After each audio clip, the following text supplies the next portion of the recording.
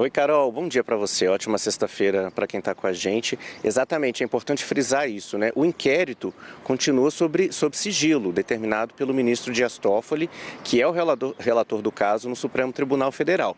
O ministro levantou o sigilo apenas destes depoimentos que aconteceram no dia 30 de dezembro. É importante a gente lembrar também um pouco do contexto, né, Carol?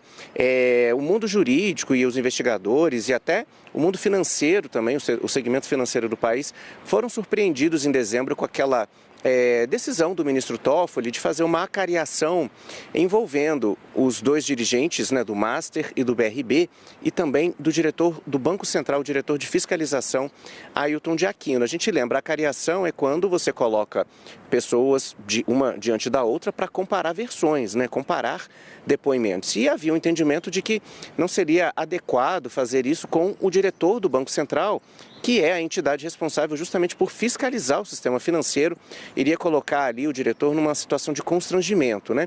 E aí, depois da repercussão negativa daquela decisão por uma acariação, o ministro Dias Toffoli voltou atrás, determinou que seriam primeiro prestados depoimentos, e aí a necessidade de uma acariação ou não seria definida pela delegada da Polícia Federal, responsável pelo caso, responsável por colher aqueles depoimentos. Também tinha causado estranhamento o fato de o ministro determinar que a acariação ocorresse no meio do recesso judiciário, né? O ministro Toffoli justificou na época dizendo que os fatos eram graves, que a situação colocava em risco o sistema financeiro nacional, por isso o depoimento deveria acontecer naquela data, né? Véspera do Ano Novo, né?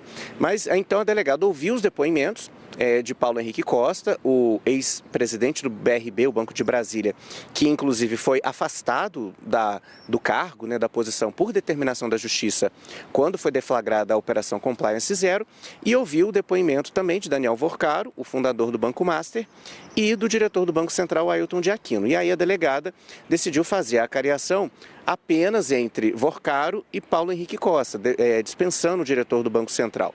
E são esses depoimentos, então, que a gente teve acesso agora. Primeiramente, o conteúdo dos depoimentos foi divulgado pelo portal Poder 360, mas a CNN confirmou o conteúdo e agora também a gente já tem até os vídeos, né, desses depoimentos que foram gravados naquela ocasião. E a incoerência ali das versões se dá principalmente, Carol, na origem da carteira de crédito que estava sendo negociada entre o Banco Master e o BRB. A gente lembra que o Master vinha tentando vender para o BRB uma carteira de créditos consignados de cerca de 12 bilhões de reais. E foi esse negócio que levantou a maior suspeita das autoridades de investigação e culminou na deflagração da Operação Compliance Zero.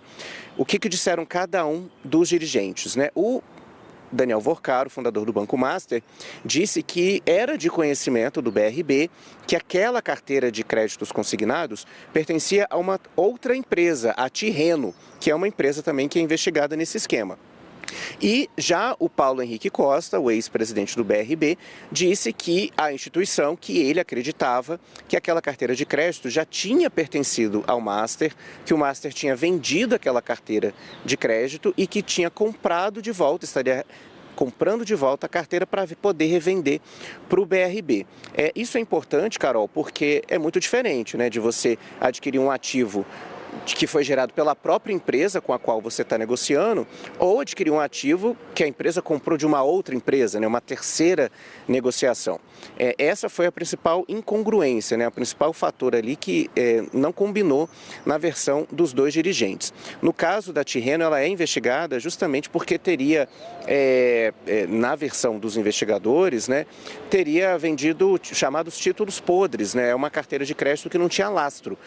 O valor que era declarado era mas na verdade a carteira valia muito menos. Isso teria sido uma manobra do Master para inflar justamente o patrimônio do banco, né, e poder justificar a venda da instituição para outras instituições financeiras.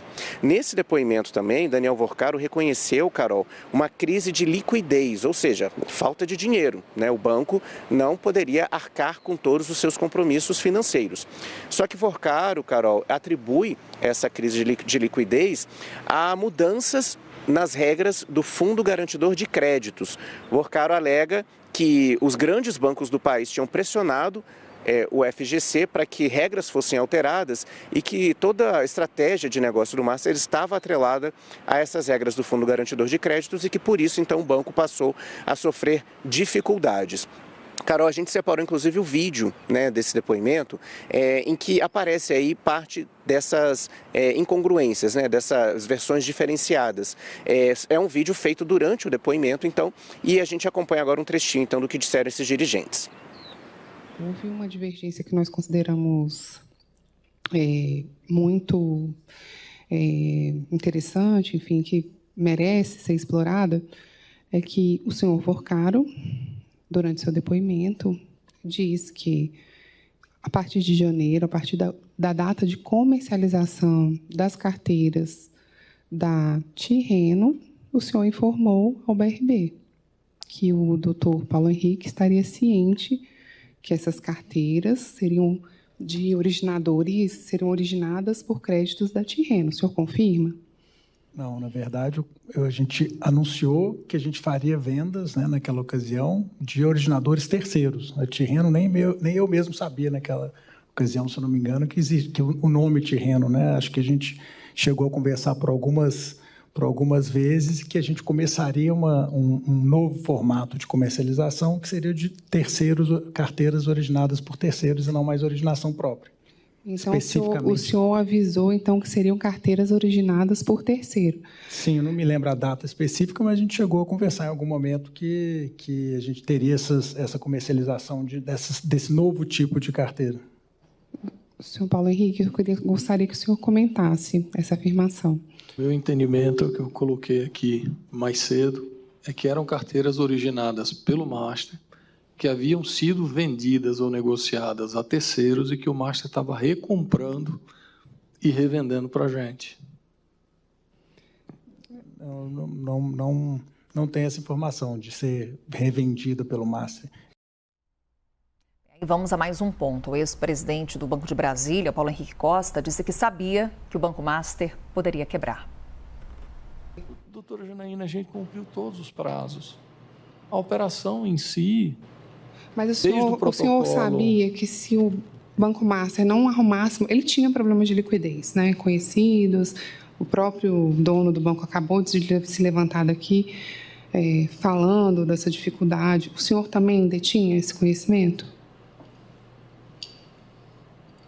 Ao longo do processo de instrução e das diligências, nós passamos a ter uma visão mais clara do fluxo de caixa do Master.